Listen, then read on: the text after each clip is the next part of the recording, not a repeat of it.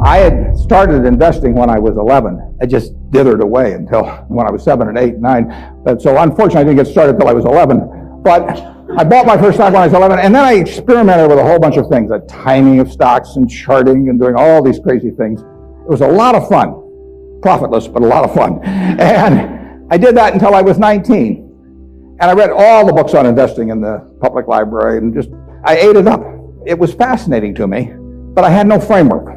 I was just searching for something. I was hoping that little things on a chart would tell me something about what a stock was going to do. It was kind of crazy, but everybody else was doing it, so I figured I'd do it too. Sometimes you turn the chart upside down, it still wouldn't help. Then in 1949, I read The Intelligent Investor by Ben Graham. I'd never heard of him up till then. And there are really only 2 chapters in that book that are the key to it. But they set my philosophical framework for investing in 3 ways.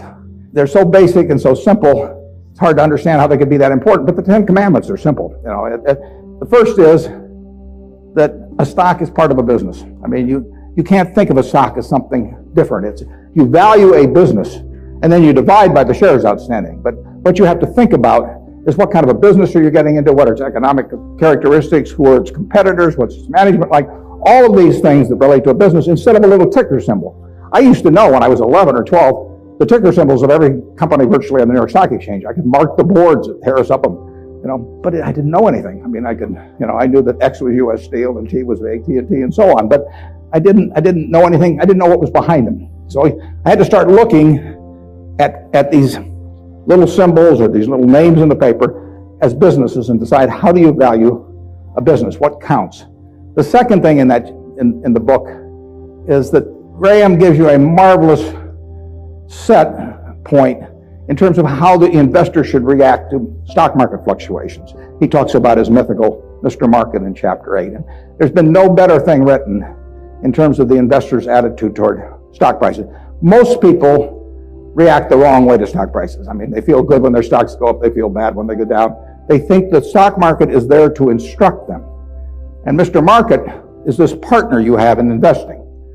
He's a remarkably obliging partner. This guy comes around every day and he tells you what he'll pay you for your interest in the business or what he'll sell you more at the same price. Nobody ever does that in private business. If you and I owned a gas station together, and I said, every day I want you to come in and offer me your half interest in the station, and I can either buy your half or sell you my half at the same price, and you have to come in every day and do it, you'd be at a terrible disadvantage. And you'd be at a particular disadvantage if you're Mr. Market in the market, because Mr. Market, or a friend of the market who obligingly gives you those